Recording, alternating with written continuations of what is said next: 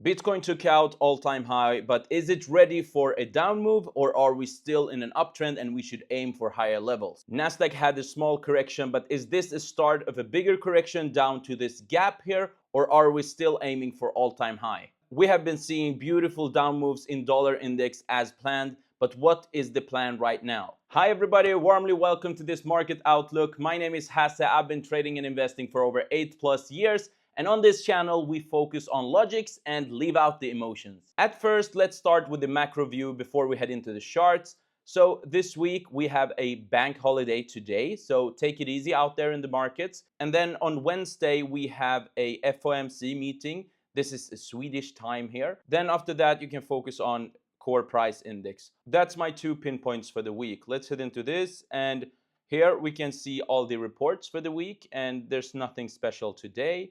Or tomorrow, let's see, on Wednesday, we have NVIDIA. This is something really special. So NVIDIA is a huge company, and when NVIDIA releases their reports, it is often affecting the market. So have that in mind. NVIDIA has a report release on Wednesday this week. Thursday, Friday, nothing special. So the pinpoint for the week in report way is NVIDIA. And if we check the fear and greed index in S&P 500, we are still in greed territory. And as I have been telling you earlier, that this is often oscillating like this, going up, going down, going up, going down, but overall going up to extreme greed, most probably, since we are bullish to the markets. And if we have a look at the fear and greed for crypto, we can see that we are still in greed, and I have the same thoughts here too. I think this will just oscillate like this until we are in extreme greed, and when we are in extreme greed, people will think we will always go up, we will never see a correction, and it is exactly at that time you have the worst risk to reward ratio in the markets. Please have that in mind before we reach extreme greed territory, both in S&P 500 and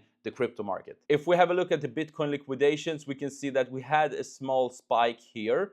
This was 23rd of May. And if we have a look here in the chart, you can see this was 23rd of May. What does that mean? Well, when you see a huge spike of liquidations of long positions, that increases the probabilities that we put a pivot point in the market. But what pivot point? A low or a high? In this case, since we liquidated long positions, the most probable scenario is to put a pivot point in terms of a low, which means in the charts here, it is most probably a low being formed here because we saw a lot of liquidations here in the chart.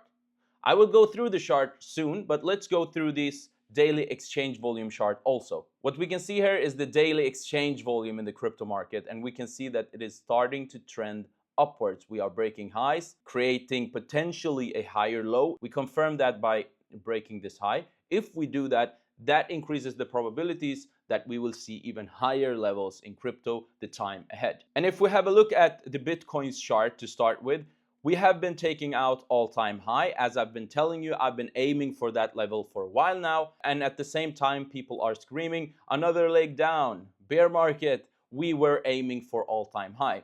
I'm not telling you that we are better than everyone else out there. I'm just telling you that we are working with probabilities and we are just leaving all the emotions aside. Sometimes we get it wrong, sometimes we get it right. But most probably, in the majority of the cases, we are right, because we're working with statistics and probabilities. What I told you last week, now I'm in the 4-hour chart, I told you we need liquidity in order to be able to deliver the market to all-time high and higher levels. You can see here, we generate liquidity this way by creating this trend line, making people think that we will break down to lower levels as soon as we just wick below it. So people start shorting the market, and then we just break up and attack all-time high. And now we've been seeing a small correction here. This correction is very important. Why? Because all the other corrections were before all-time high. This is the first correction after taking out all-time high. It is very important to see how is the reaction from all-time high. Now this was just a red candle, so it's not a big deal. But if we start breaking down a lot like this is not a good sign. And then we can just be dynamic and analyze the market at that time. But how it looks right now is that we have a lot of demand zones like this, these consolidations, down moves before up moves. As long as we don't break below these zones, like these consolidations, I am bullish and I'm aiming for 117,512. And you can see every down move as an opportunity to aim for that level. And if we have a look at Nasdaq, I've been telling you that I am aiming for all-time high, and we can see every down move as an opportunity to aim for that level. And generally, these gaps in Nasdaq are often being filled in. That doesn't mean that by guarantee we need to go down there. That means that if we see the market start breaking down, I mean, now we got a beautiful breakdown like this.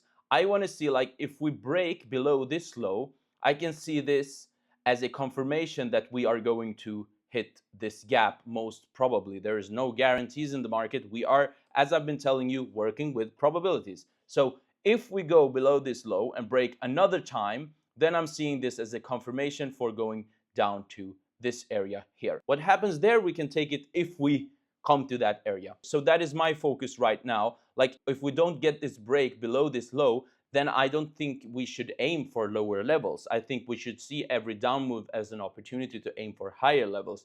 But that could be something you can mark out and have as a alert in your chart. As soon as we break that low, you can see that as a sign of weakness and a sign of aiming for even lower levels.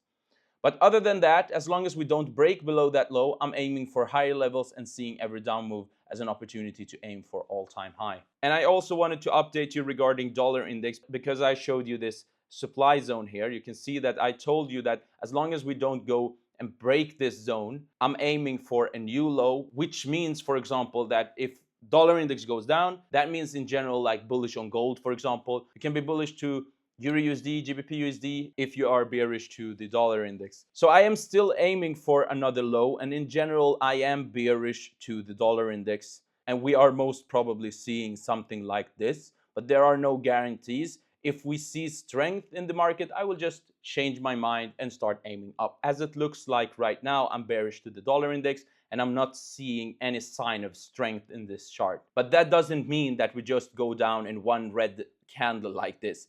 Everything goes in steps. You get an impulse, you get a correction. You get an impulse, you get a correction. You get a huge impulse, you get a bigger correction. So step by step, nothing goes down like directly. If you look at this like dollar crash we had here, impulse all the way here, correction, impulse, huge correction, impulse, smaller correction, impulse, correction, like this all the way. So it doesn't like go down in a straight line. That is something very important you need to have in mind. That is basically everything for this week's market outlook. I hope you liked it.